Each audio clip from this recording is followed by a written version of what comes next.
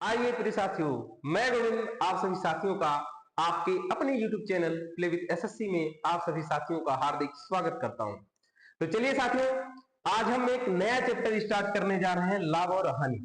आप लोगों को पता होगा कि पिछली क्लास में हमने परसेंटेज को खत्म किया साथियों। तो चलिए आज हम इसको स्टार्ट करते हैं साथियों। लेकिन साथियों, हमने जब पहली क्लास ही परसेंटेज का लिया था, आपको एक बात बताया था कि बाबू परसेंटेज को पूरा बढ़िया से पढ़ लेना, क्योंकि साथियों परसेंटेज इकलौता ऐसा टॉपिक है ना जिसका एग्जाम में क्वेश्चन एक से दो आएंगे। लेकिन साथियों परसेंटेज के बिना अर्थमेटिक सीखना असंभव है साथियों। ठीक है साथियों, तो आप उम्मीद यही आप लोगों से करते हैं कि आप लोग परसेंटेज सीखे होंगे साथियों। साथियों ये जो सिलेबस हमने बनाया है एसएससी जीडी के प्रीवियस आधार पर ही हमने इस सिलेबस को डिजाइन किया है साथियों। तो चलिए साथियों स्टार्ट करते हैं प्रॉफिट एंड लॉस यानी कि लाभ और हानि। साथियों एकदम जीरो से स्टार्ट करेंगे और आपको हीरो बना देंगे। ठीक है, तो चलिए एकदम एनर्जी के साथ स्टार्ट करते हैं। आइए भाई, देखिए भाई, सबसे पहले हम थोड़ा लाभ और हानि के बारे में समझते हैं। चलिए आइए साथियों इसके बारे में थोड़ा समझते हैं, लाभ और हानि के बारे में। साथियों इसमें तीन प्रकार का जो सामान होता है साथियों, क्या होता है?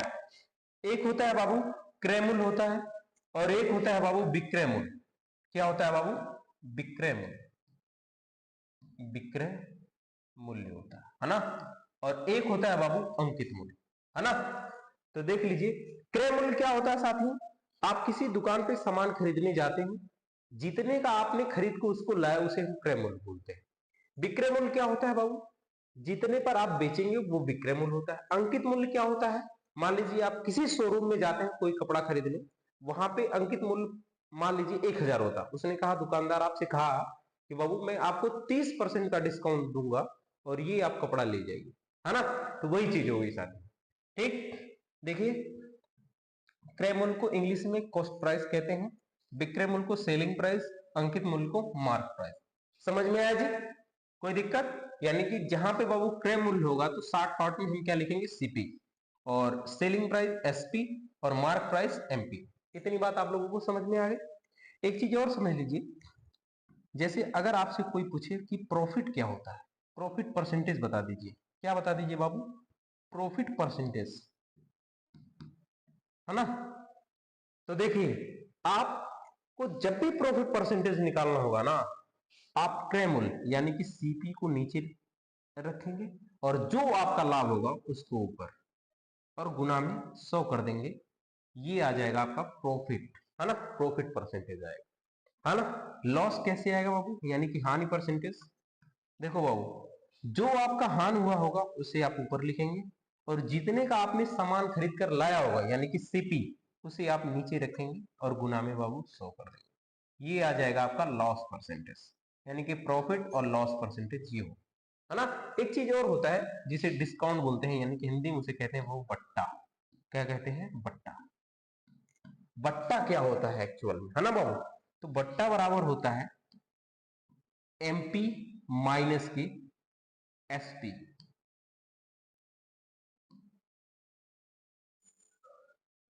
है ना। ये बट्टा होता है, बट्टा बराबर एमपी माइनस के एसपी।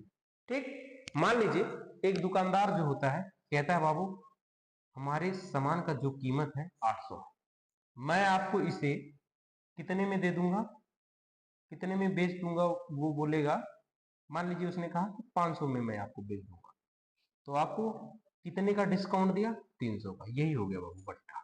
समझते हैं नहीं कितनी बार? एक बार स्क्रीनशॉट ले लीजिए। ये थोड़ा था डिटेल जो इसके बारे में हमें कहानी सीखनी चाहिए, है ना। ठीक बाबू, आइए अब आइए साथियों, देखिए ये छोटी छोटी बातें थी, है ना। हो सकता है आपको थोड़ा कम पल्ले पड़ा हो, है ना, लेकिन जैसे क्वेश्चन आएगा हम क्वेश्चन के माध्यम से धीरे धीरे इस चीज को सीख लेंगे। ठीक है बाबू, चलिए स्टार्ट करते हैं प्यारे साथियों। पहला क्वेश्चन, चलिए आइए साथियों, पहला सवाल हमने फेंक के मारा आप लोगों को, है ना। सवाल बहुत इजी है साथियों। साथियों मैंने हर टाइप के सवाल को लिया है, ये पहला टाइप और सबसे सिंपल टाइप है। आइए इसको देखते हैं क्या है। एक साइकिल 500 रुपए में खरीदी जाती है और 600 रुपए में बेची जाती है, लाभ प्रतिशत ज्ञात कीजिए। तो बाबू ध्यान से समझिएगा, आपने कोई चीज 500 रुपए का खरीद के लाया, 600 रुपए का बेच दिया, आपको लाभ कितने का हुआ? आप कहेंगे 100 रुपए का लाभ। यहां तक कोई दिक्कत नहीं। तो देखिए, यानी कि क्रय मूल्य बाबू, क्रय मूल्य, क्रय मूल्य, क्रय मूल्य कितना है बाबू? 500। विक्रय मूल्य कितना है? 600। यानी कि आपने 500 का खरीद के लाया, 600 का बेचा, तो आपको लाभ कितने का हुआ? तो आप कहेंगे 100 रुपए का लाभ। देखिए, सवाल ये तो 2 सेकंड का, लेकिन आपको समझाने के लिए एक एक चीज बता रहा हूं, कैसे कैसे चीजों को समझते हैं। ठीक है जी? तो यानी कि 500 रुपए का खरीद के लाया, 600 रुपए का बेचा, तो आपको लाभ कितने का हुआ? 100 रुपए। सवाल में पूछा क्या है? लाभ प्रतिशत ज्ञात कीजिए। तो लाभ प्रतिशत जब भी निकालना हो, लाभ प्रतिशत जब भी निकालना हो, मैंने बताया था, ऊपर बाबू रहेगा लाभ, यानी कि पी, है ना? पहले ही तो स्लाइड में मैंने बताया, है ना? ऊपर रहेगा लाभ और नीचे रहेगा क्रय मूल्य, क्रय मूल्य, है ना? और गुना में 100 कर देंगे, तो ये लाभ परसेंटेज निकल के आ जाएगा। समझ में आया? देखिए, सूत्र पे बिल्कुल नहीं हमें जाना, हमें कॉन्सेप्ट को समझना है साथ। ठीक है? तो सूत्र को हटा रहे हैं। सवाल में पूछा है लाभ प्रतिशत ज्ञात कीजिए। लाभ कितने का हुआ? 100 का। लाभ कितने का हुआ? 100 का। 100 का लाभ किस पे हुआ? आप कहेंगे साइकिल पर। साइकिल कितने के खरीद के लाए थे आप? 500। तो बाबू 100 का लाभ 500 पे, तो 100 पे कितना? तो आप देखेंगे डबल जीरो से डबल जीरो कैंसिल, और 5 गुना में होता है 10, एक जीरो ये बच जाएगा 20, यानी कि बाबू 20% का लाभ हुआ। उम्मीद करते हैं प्रिय साथियों, आप इतनी बात को जरूर समझे होंगे, अच्छे से समझे होंगे। देखिए, इस सवाल को इतना लिखने का जरूरत है ही नहीं। इस सवाल में बेहद इजी, है ना? बेहद इजी सवाल है। देखो, मैंने बोला कि बाबू जिस चीज को खरीद के लाएंगे उसे हम सीपी बोलेंगे। तो बाबू ये सीपी यहाँ पे है 500 और एसपी है 600 का, है ना? 100 का लाभ हुआ आपको किस पे? क्रय मूल्य पे। क्रय मूल्य पे हमेशा लाभ होगा, सीपी पे। 100 का लाभ 500 पे, तो 100 पे कितना? काट पीट मचाएंगे बाबू। 5 गुना में होता है 10, एक जीरो ऊपर जाएगा, 20% सवाल का आंसर है। ठीक है? अब आइए दूसरे सवाल की तरफ बढ़ते हैं। देखिए, ये भी सेम सवाल है। एक वस्तु को 40 रुपए में खरीद कर 30 रुपए में बेच दिया जाता है, हानि प्रतिशत ज्ञात कीजिए। बाबू, आपने कोई चीज 40 रुपए का खरीद के लाया, आपने कोई चीज 40 रुपए का खरीद के लाया, 30 रुपए में बेच दिया, तो आपको घाटा कितने का हुआ? आप कहेंगे 10 रुपया घर से चला गया। हाँ, वही तो है घाटा। देखो, सीपी क्या है बाबू? 40। सीपी माने क्रय मूल्य, सीपी माने क्रय मूल्य, ध्यान से समझ लेना, है ना? क्रय मूल्य। ठीक है? आप कोई चीज 40 रुपए का खरीद के लाते हैं बाबू, एसपी, एसपी माने विक्रय मूल्य, विक्रय मूल्य, है ना? 30 रुपए का आपने बेच दिया, 40 रुपए का आपने खरीद के लाया, 30 रुपए का बेच दिया, आपको घाटा कितने का होगा? 10 रुपए। ये 10 रुपए का आपको घाटा लग गया। 10 रुपए का आपको घाटा लगा, किस पे? आप कहेंगे वो जो वस्तु मैंने खरीद के लाया, खरीद के कितने का लाया था? आप कहेंगे 40। देखिए, हानि भी वही सेम चीज होता। हानि क्या होता बाबू? हानि परसेंटेज जब भी निकालना हो, हानि परसेंटेज, तो बाबू ऊपर रहेगा हानि और नीचे रहेगा क्रय मूल्य, गुना में रहेगा 100, है ना? दिख रहा है ना भाई यहाँ पर? बस देख लो, हाँ दिख रहा है। ठीक है ना? तो ये चीज है, समझ में आया जी? बहुत बढ़िया। तो मैंने बताया ये सब सूत्र पे बिल्कुल नहीं जाना, आपको कॉन्सेप्ट पर ध्यान देना है ना? देखिए, आपको, आपने 40 रुपए का खरीद के लाया, 30 रुपए का आपने बेचा, आपको घाटा कितने का हुआ? आप कहेंगे 10 रुपए का। 10 रुपए का आपको घाटा हुआ, किस पे? जितने का आप खरीद कर लाए रहते हैं उतने पे ही घाटा होता है, तो 40 पे। 10 रुपए का घाटा हुआ 40 पे, तो 100 पे कितना? सॉल्व कर दीजिए, सवाल का आंसर आएगा। हाँ ना? देखो, देखो, घाटा हो या लाभ हो उसको ऊपर रखेंगे और क्रय मूल्य हमेशा नीचे रहेगा। समझ में? कोई दिक्कत किसी को नहीं? तो देखो, जीरो से जीरो काट देंगे और 1/4 गुना में 100 है, ये 100 करने की जरूरत ही नहीं, मैंने 1/4 का फ्रैक्शन आपको बताया था कि 25% होता है, डायरेक्ट 25% सवाल का आंसर। ठीक है मेरे साथियों, अब आइए सवाल नंबर 3 की तरफ बढ़ते हैं, है ना। धीरे धीरे से, है ना, धीरे धीरे प्यार को बढ़ाना है, तो धीरे धीरे सवाल में हम वजन भी बढ़ाएं। ठीक है, आइए आइए ये सवाल नंबर 3 है, इसको देखते हैं बाबू। यदि एक शर्ट का विक्रय मूल्य और क्रय मूल्य क्रमशः 1000 और 900 है, फिर से समझो, किसी शर्ट का विक्रय मूल्य और क्रय मूल्य क्रमशः 1000 है, यानी कि 900 क्रय मूल्य है। ये बाबू 900 क्या है, 900 क्या है, आप कहेंगे क्रय मूल्य। 900 क्या है, ये क्रय मूल्य, क्रय मूल्य बोले तो सीपी, और 1000 क्या है, आप कहेंगे एसपी, एसपी बोले तो विक्रय मूल्य। समझ में आया? आपने कोई चीज 900 का खरीद के लाया, आपने कोई चीज 900 का खरीद के लाया, 1000 का बेच दिया, आपको लाभ कितने का हुआ, आप कहेंगे 100 रुपए का। तो आपका जो लाभ है, आपका जो लाभ है 100 रुपए का है। कितने का है, 100 रुपए का लाभ है। बाबू लाभ परसेंटेज जब भी निकालना हो या फिर हानि परसेंटेज जब भी निकालना हो, तो जो लाभ रहता है वो ऊपर रहता है और क्रय मूल्य नीचे रहता है, गुना 100 कर देंगे। समझ में? तो लाभ कितने का हुआ है, 100 रुपए का, किस पे, क्रय मूल्य पे। क्रय मूल्य कितने का है, 900, है ना, गुना में 100। सॉल्व करेंगे, सवाल का आंसर आएगा। लेकिन ध्यान से समझिए आप लोग, मैंने परसेंटेज में बताया था, देखो 0 से 0 कट गया, लास्ट में बचा कितना, 1/9 गुना में 100। चाहो तो ये सॉल्व करके निकालो, लेकिन मैंने डायरेक्ट आप लोगों को बताया था कि 1/9 होता है 11 से ही 1/9% के बराबर होता है। तो इस सवाल का आंसर आ जाएगा 11 से ही 1/9%। सॉल्व करना चाहे तो आप कर सकते हैं, कैसे, देखो वो 100 का गुना ऊपर हो जाएगा, 100 आ जाएगा, बटे में आएगा 9, भाग लगाएंगे, 9 एकन्ना में 9, एक बार जाएगा ना, एक बचेगा, ये भी 10 हो जाएगा, तो 9 एकन्ना में 9, एक बचेगा, 1/9%। ये आप सॉल्व कर सकते हैं, है ना। आपको अगर याद है ना, तो हर सवाल, मैंने जो भी सवाल पहली क्लास में लिया है, किसी सवाल में दमी नहीं, हर सवाल 5 सेकंड का है। आपको बस अगर पिछली क्लास आपने रिवीजन किया है, तो आप 10 सेकंड में हर सवाल को बना देंगे।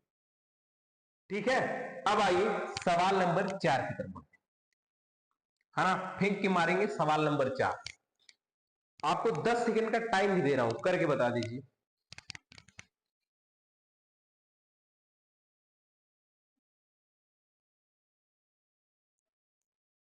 चलिए आइए, 10 सेकंड बीत गया बाबू। देखिए सवाल नंबर 4 क्या है। एक कुर्सी 6000 में खरीदी जाती है, यानी कि कुर्सी का जो बाबू सीपी है 6000, एसपी यानी कि विक्रय मूल्य, देखो सीपी माने क्रय मूल्य, एसपी माने विक्रय मूल्य, लिख दे रहे हैं बाबू, क्रय मूल्य, विक्रय मूल्य, है ना। तो बाबू कोई कुर्सी जो है 6000 में खरीदी जाती है और 6500 में बेच दी जाती है। कितने में बेची जाती है बाबू, 6500। तो आपको क्या यहाँ पे नहीं दिख रहा है कि बाबू आपने कोई चीज 6000 में खरीद के लाया, 6500 में बेच दिया, तो आपका लाभ कितने का हुआ, आप कहेंगे 500। लाभ कितने का हुआ, 500। तो बाबू लाभ कितने का हुआ, 500, है ना। लाभ परसेंटेज निकालना है तो बटे में क्रय मूल्य हमेशा रहता है, 500 बटे में 6000 गुना में 100, है ना। तो आप देखेंगे बाबू क्या, 100 को छोड़िए, पहले इसको सॉल्व करते हैं। देखो 0 से 0 कट गया, 5 एकन्ना होता है 5, और 5 से काटेंगे 60 को, 5 एकन्ना में 5, 5 गुना में 10, 1/12 आया है कि नहीं। और 1/12 का मान मैंने लिखाया था, क्या लिखाया था बाबू, 1/12 का मान मैंने लिखाया था 8 से 1/13। चाहे तो आप इसको सॉल्व कर सकते हैं।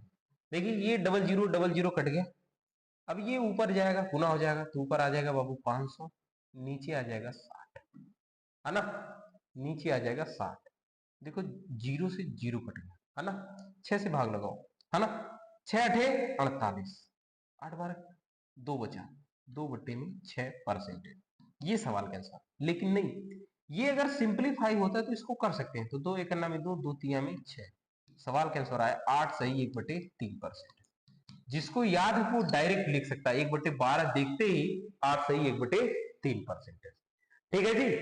अब आइए सवाल नंबर 5 की तरफ बढ़ते हैं, है ना। बिल्कुल देखो, एकदम धीरे धीरे आप लोगों को बता रहे हैं, जहर वाले अंदाज से बता रहे हैं, ताकि आपको समझने में कोई दिक्कत बिल्कुल ना हो। ठीक है प्रिय साथियों, आइए ये सवाल नंबर 5 है ना। सवाल नंबर 5 को करके बताइए। करिए भाई। सवाल नंबर 5, लहरों से डरकर नौका पार नहीं होती और कोशिश करने वालों की कभी हार नहीं होती। आइए नाव को पार लगाया जाए। देखिए, एक व्यक्ति एक वस्तु 250 में बेचता है और उसको 50 रुपए का लाभ होता है। लाभ प्रतिशत कितना है? देखो बाबू, विक्रय मूल्य एक होता है मुन्ना क्रय मूल्य। क्या होता है? क्रय मूल्य। और एक होता है विक्रय मूल्य। एक होता है विक्रय मूल्य। समझे जी? कारण एक व्यक्ति ने एक वस्तु को, एक वस्तु 250 में बेचता है, यानी कि विक्रय मूल्य बराबर, यानी कि विक्रय मूल्य बोले तो एसपी 200। विक्रय मूल्य कितना है? सॉरी 250 कितना है? 250। विक्रय मूल्य 250 है। कह रहा ना उसको लाभ कितने का होता है? उसको 50 रुपए का लाभ होता है, यानी कि उसका जो लाभ है ना, उसका जो लाभ है वो 50 रुपए के बराबर। फिर से समझो, देखो कोई व्यक्ति अपना सामान 250 में बेचता है और उसको 50 रुपए का लाभ होता है, तो उसका क्रय मूल्य कितना का रहा होगा? यानी फिर से समझो, कोई व्यक्ति एक वस्तु 250 में बेचता है और उसका जो लाभ है 50 रुपए के बराबर है, यानी कि उसका जो लाभ है 50 रुपया होता है। 250 में अगर वो बेचता है तो उसको लाभ 50 रुपए का होता है, तो उसने खरीदा कितने का होगा? 200 का खरीदा होगा। सिंपल सी बात, यानी कि उसका क्रय मूल्य कितना रहा होगा? 200, है ना। एक व्यक्ति एक वस्तु 250 में बेचता है तो उसको 50 रुपए का लाभ होता है, तो खरीदा कितने का होगा? इसी इससे 50 रुपए कम का ही तो खरीदा होगा, यानी कि 200 का खरीदा होगा। 200 का खरीदा, 250 में बेचा, तो 50 रुपए का लाभ। फिर से समझ में आया ना भाई? एक बार फिर से समझे। देखो, एक व्यक्ति एक वस्तु 250 में बेचता है और 50 रुपए का लाभ होता है। बाबू 250 में बेचता है, 50 का लाभ होता है, यही 50 इसमें से घटा दीजिए, क्रय मूल्य। समझ में आया? अब लाभ प्रतिशत पूछा है तो आपको पता है बाबू, ऊपर होता है लाभ और नीचे होता है क्रय मूल्य, यानी कि 200। 50 का लाभ 200 पे, तो 100 पे कितना? सॉल्व कर देंगे, सवाल का आंसर आएगा 00 से 00, 2 से काटेंगे 50 को, आ जाएगा 25%। उम्मीद करते हैं प्रिय साथियों आप इतनी बात को जरूर समझो। चलिए भाई स्क्रीनशॉट ले लीजिए, है ना। मजा आ रहा है कि नहीं ये बताइए।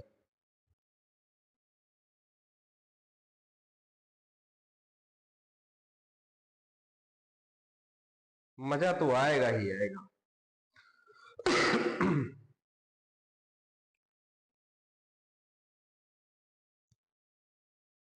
चलिए अगला सवाल करिए, है ना। इसी बात पे आप लोगों को एक खतरनाक शायरी सुना रहे हैं, सुनिए। बहुत बढ़िया शायरी है, मोटिवेशन वाली है। क्या? भरे बाजार से, भरे बाजार से अक्सर घूम आता हूं खाली हाथ।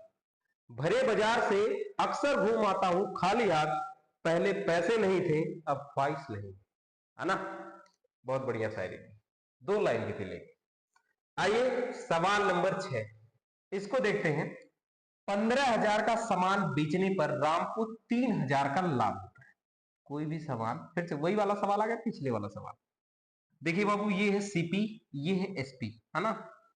क्रयमूल विक्रयमूल, क्रयमूल विक्रयमूल, क्रयमूल विक्रयमूल। बहुत बढ़िया। 15,000 का जब वो बेचता है, यानी कि 15,000 का कोई सामान वह बेचा, तो उसको लाभ कितने का हुआ, यानी कि प्रॉफिट कितने का हुआ? आप कहेंगे 3,000। पिछली वाली टाइप है, सेम टाइप। 15,000 का कोई चीज बेचता है, उसको 3,000 का लाभ होता है, तो खरीद का कितने का लाया होगा भाई? खरीद कर कितने का लाया होगा? आप कहेंगे 3,000 कम ही का तो लाया होगा। यानी कि 12,000 का लाया होगा। अब ये मैंने भाषा सवाल का बनाया। 15,000 का सामान बेचने पर राम को 3,000 का लाभ होता है, यानी कि सामान जो है राम 12,000 का खरीद कर लाया होगा और 15,000 का बेचा होगा, और कितने का लाभ हुआ? 3,000। 3,000 का लाभ होता है बाबू 12,000 पे, तो 100 पे कितना डायरेक्ट निकाल लेंगे।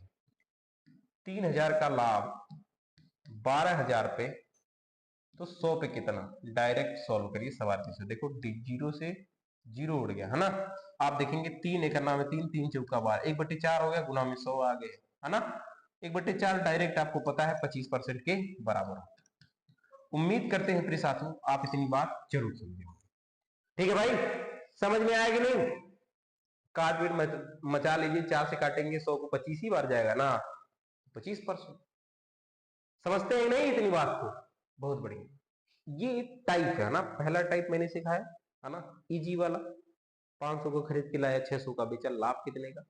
फिर दूसरा टाइप मैंने उसी से रिलेटेड सिखाया, ये वाला टाइप जो इससे पहले एक सवाल कराया। ठीक है, 15,000 का सामान बेचने पर राम को 3,000 का लाभ होता है, उसका लाभ प्रतिशत कितना? ठीक है जी, आइए चलिए अगले सवाल को देखते हैं। देखिए बिहार में अभी एक प्रोटेस्ट चल रहा है, आप लोगों को पता होगा, बीपीएससी से रिलेटेड है ना। खान सर धरना पर बैठे हैं भाई, और पुलिस जो है लाठीचार्ज कर देती है, जबकि पुलिस ये काम बिल्कुल गलत की है, क्योंकि हर चीज का एक सिस्टम होता है और सिस्टम से ही पेश आना चाहिए। आपको बच्चों के ऊपर जो है, विद्यार्थियों के ऊपर लाठीचार्ज नहीं करनी चाहिए। इस काम को मैं बिल्कुल गलत मानता हूं, क्योंकि संविधान में लिखा है कि आप अपने हक के लिए कहीं भी बैठ सकते हैं, धरना कर सकते हैं, शांतिपूर्वक धरना कर सकते हैं। ठीक है, लेकिन पुलिस को क्या है भाई, है ना, उसको कहीं से आदेश आया होगा और उसने अपना काम करना शुरू कर दिया। बीपीएससी का जो धरना अभी चल रहा है, इस धरने में जो है खान सर भी बैठे थे, हालांकि अभी उनकी तबीयत खराब हो गई है, हॉस्पिटल में है। लेकिन मैं एक चीज बिल्कुल गलत मानता हूं कि ये जो सरकार वहां की है, लाठीचार्ज वहां पे करवाई विद्यार्थी के ऊपर, कितने लोगों को चोट लगी होगी उसमें, ये बिल्कुल गलत है ना। और ये चीज बिल्कुल नहीं होनी चाहिए, लाठीचार्ज वाला सिस्टम, क्योंकि अपने हक की लड़ाई स्वयं किसी को लड़नी पड़ती है। तो आप कहीं भी, आप स्वतंत्र भारत में पैदा हुए हैं, है ना, स्वतंत्र भारत में रह रहे हैं, तो आपको धरना करने का बिल्कुल, आपके पास उसका अधिकार है कि आप अपने हक के लिए कहीं भी बैठ सकते हैं साथियों, अनशन पर। लेकिन सरकार को इनसे बिल्कुल मतलब नहीं है ना। वो नॉर्मलाइजेशन वाली प्रक्रिया लाएंगे, करेंगे अपने मन का जो भी करना होता है। नॉर्मलाइजेशन में किसी को पता है बाबू, किसको ज्यादा मिल जाए, किसी को कम मिल जाए, ये काम गड़बड़ होता है। इसीलिए वहां के विद्यार्थी जो है धरने पर बैठे। ठीक है, आइए चलिए भाई सवाल नंबर 7 को देखते हैं। मोनू जब एक वस्तु को 1700 का बेचता है, तो उसके उसको है यहाँ पे, तो उसको उसको 300 का नुकसान हुआ, तो उसकी हानि प्रतिशत ज्ञात कीजिए। साथियों बेहद इजी सवाल है, वही सेम टाइप है। मोनू जब कोई सामान, देखिए फिर से समझो, मोनू जब कोई सामान यानी कि एसपी 1700 का बेचता है, कितने का बेचता है बाबू? 1700 का, है ना। तो उसको जो हानि है बाबू, हानि, हानि कितने का हो जाता है? 300 का, है ना। ध्यान से समझिएगा, मोनू जब कोई सामान 1700 का बेचता है, तो उसको 300 की जो है हानि होती है। फिर से समझो, मैंने कोई सामान 800 में बेचा, मुझे 200 की हानि हो गई, तो मैं उसको लाया कितने का हूं? तो आप कहेंगे 1000 का। सेम कहानी यहां पे, मोनू कोई सामान 1700 का बेचता है, उसे 300 की हानि हो जाती है, तो मोनू उसको लाया कितने का था? तो आप कहेंगे बाबू जो 300 की हानि हुई है, वो भी तो लगाया होगा, यानी कि मोनू जो है उसको खरीद करके बाबू 17×3=20 यानी कि 2000 का लाया होगा। ठीक है जी, कितने का लाया होगा बाबू? 2000 का।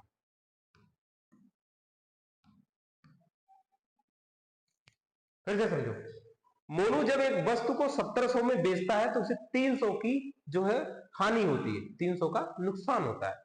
तो 1700 को जब वो कोई सामान बेचता है 300 की हानि होती है, तो लाया कितने का था भाई? 2000। कोई दिक्कत यहां तक किसी को नहीं। अब आइए क्या बोला गया है, तो उसकी हानि प्रतिशत ज्ञात कीजिए। बाबू हानि जो होता है हमेशा ऊपर लिखा जाता है और क्रय मूल्य जो होगा नीचे लिखा जाए। 300 की हानि उस सामान पर यानी कि 2000 पर 100 पे कितना सॉल्व करेंगे, सवाल आंसर आएगा। डबल जीरो से डबल जीरो कैंसिल हो गया, एक जीरो से यहां उड़ा देंगे, 2 को 30, 2 को उड़ाएंगे है ना, 2 एक नाम 2 और 30 को काटेंगे 15, यानी कि 15% जो है मोनू को बाबू हानि होगी। कितने परसेंट की? 15%।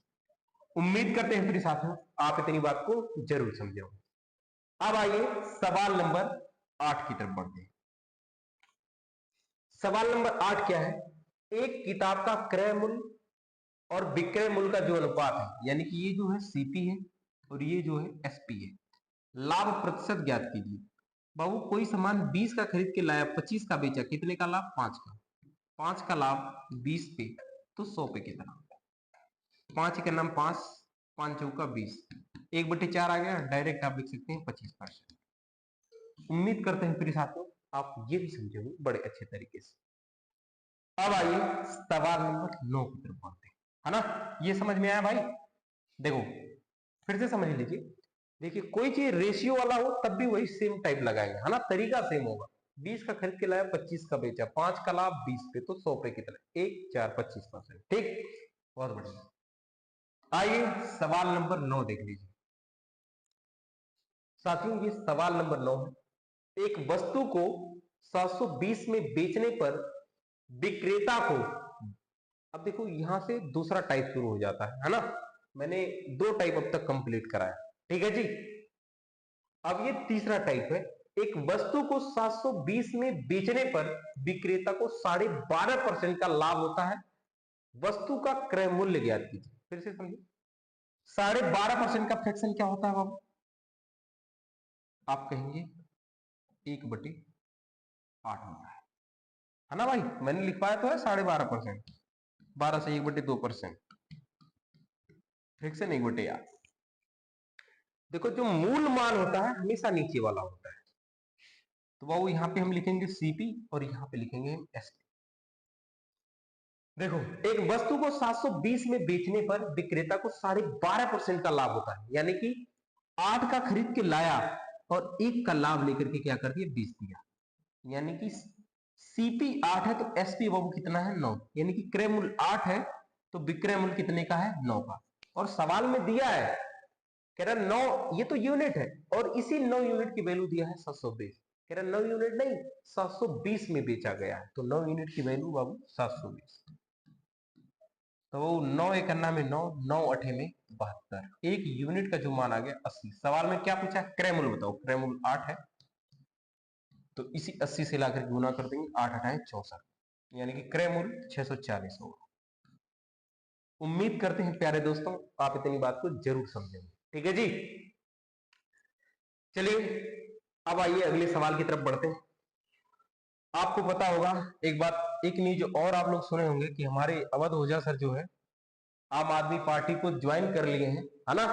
अभी अभी जल्द ही वो आम आदमी पार्टी यानी कि अरविंद केजरीवाल जी की पार्टी में शामिल हुए।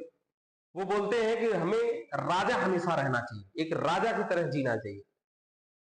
अब आम आदमी पार्टी में शामिल हो गए तो राजा कैसे हुए, ये तो हमको भी नहीं समझ में आ रहा है ना। वो तो आम लोगों की पार्टी है, अरविंद केजरीवाल की पार्टी है, और वहां पे रहेंगे तो उस पार्टी का आप एक सदस्य हैं, सिंपल फंडा, है ना। तो आप लोगों को एक बात और पता होगी कि रियल और रियल लाइफ में बड़ा अंतर होता है। कोई कितना भी बड़ा बात कर ले, है ना, लेकिन रियल और रियल में बहुत अंतर होता है। वैसे तो हमारे अवध ओझा सर बहुत बड़ी बड़ी बातें बोलते हैं, लेकिन उन बातों पर कितना वो काम करते हैं ये सबको पता है। है ना, डायलॉग बहुत बोलते हैं।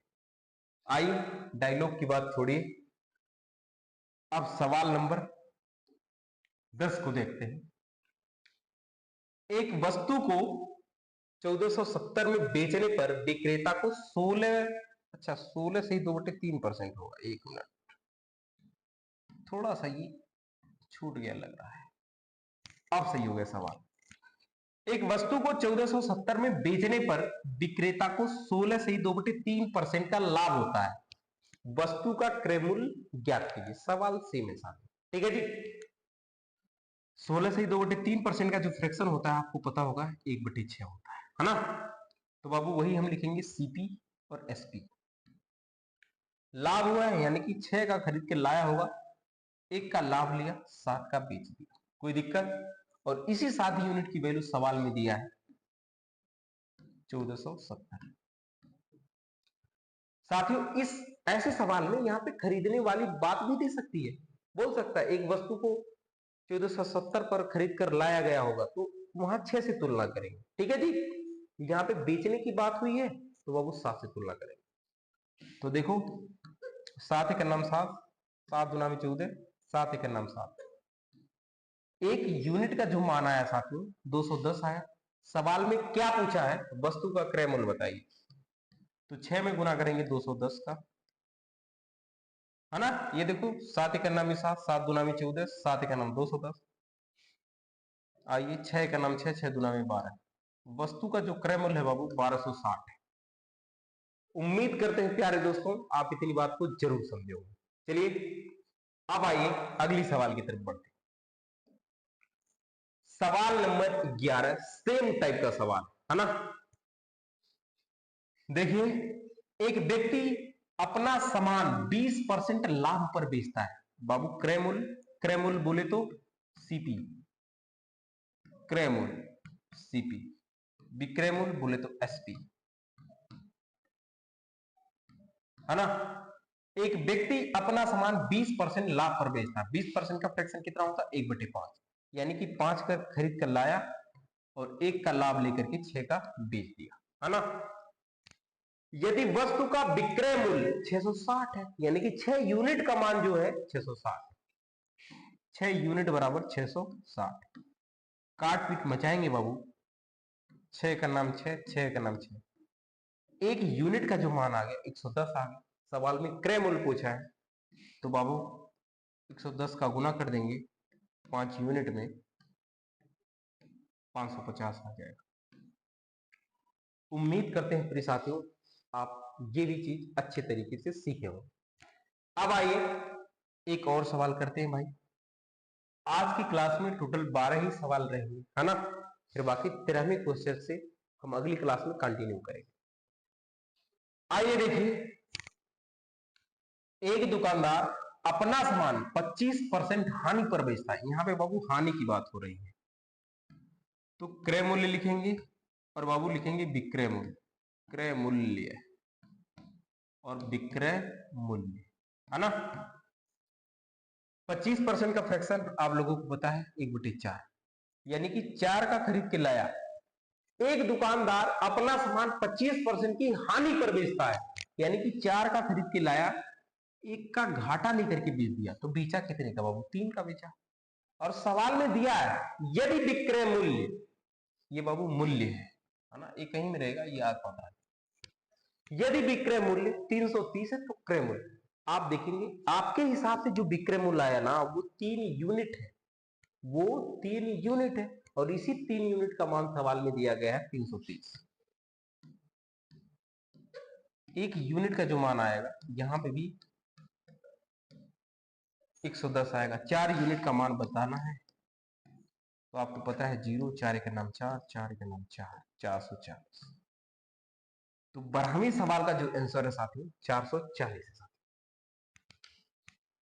साथियों उम्मीद आप लोगों से यही करते हैं कि आप लोगों को जरूर यहां तक समझ में आया होगा।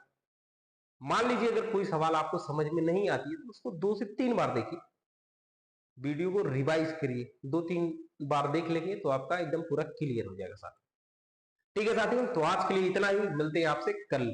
ठीक है जी, जय हिंद, वंदे मातरम।